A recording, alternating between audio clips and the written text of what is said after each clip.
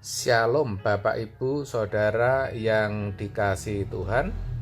Seri pengajaran hari ini berjudul Mengkhianati Diri Sendiri. Saudara, kalau jemaat mula-mula memang Tuhan kondisikan untuk mengalami berbagai penderitaan dan aniaya. Dunia benar-benar ditutup oleh Tuhan. Dan Tuhan memakai tentara Romawi dengan kekejian dan kebengisannya untuk mendatangkan penderitaan bagi murid-murid Yesus pada waktu itu.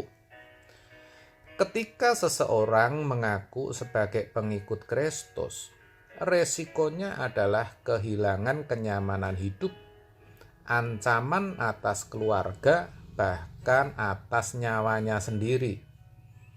Itu waktu itu, saudara.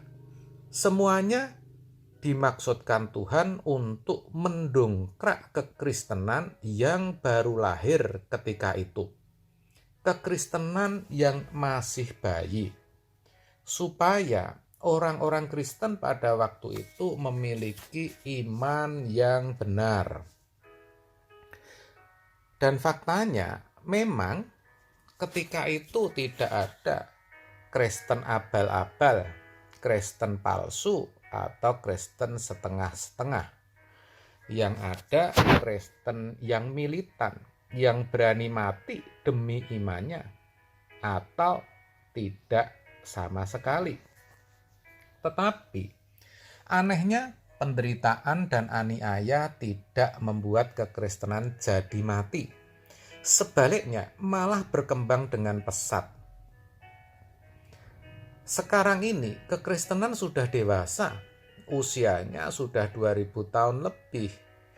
Maka Tuhan mau orang Kristen juga jadi dewasa. Kita tahu, saudara, menjadi orang Kristen saat ini tidak memiliki resiko apapun. Tidak ada ancaman, aniaya, atau penderitaan seperti jemaat mula-mula. Apalagi hidup di negara yang memiliki toleransi beragama seperti di Indonesia. Dunia benar-benar telah dibuka. Semua keindahan dan kenikmatan bisa diperoleh dengan mudah. Tetapi bukan berarti orang Kristen tidak lagi perlu menderita bagi Kristus. Firman yang mengatakan setiap orang yang mau mengikut aku, ia harus menyangkal diri, memikul salibnya dan mengikut aku. Matius 16 ayat 24 tetap masih berlaku, saudara. Menyangkal diri di sini bisa kita ganti dengan kalimat yang artinya tidak berubah, yaitu mengkhianati diri sendiri. Kita harus berani kejam terhadap diri kita sendiri. Kita harus berani mengkhianati diri kita sendiri. Menyangkal diri artinya memang bersedia untuk tidak menuruti keinginan diri sendiri. Tepatnya membuang semua naluri kemanusiaan kita yang telah rusak oleh karena dosa. Dan kita mengikuti naluriah rohani atau naluriah ilahi supaya kita menjadi manusia Allah, man of God. Dalam hal ini, Yesuslah model kita, sehingga kita bisa berkata bahwa kita sudah mati. Hidup kita tersembunyi bersama dengan Kristus di dalam Allah. Kolose 3 ayat 3. Dan kita juga bisa berkata, hidupku bukan aku lagi, tetapi Kristus yang hidup di dalam aku. Mengkhianati diri sendiri, salah satu prosesnya adalah kita bersedia untuk tidak mengingini apa yang kita ingini. dan bersedia mengingini apa yang tidak kita ingini. Saudara, hidup suci itu tidak kita ingini. Daging kita tidak suka, jiwa kita tidak suka. Misalnya, kita disakiti orang, jiwa kita maunya membalas, tetapi kita harus mengingini, tidak membalas. Begitu maksudnya. Juga keinginan-keinginan daging kita harus dimatikan. Kita mengingini apa yang tidak kita ingini. Kita tidak mengingini apa yang kita ingini. Sebab kita mengingini kehendak Allah, kesucian Allah. Yang itu sulit, itu berat, itu menyakitkan. Tetapi kita harus berani menyangkal diri, mengkhianati diri kita sendiri. Ini jalan Tuhan, saudara.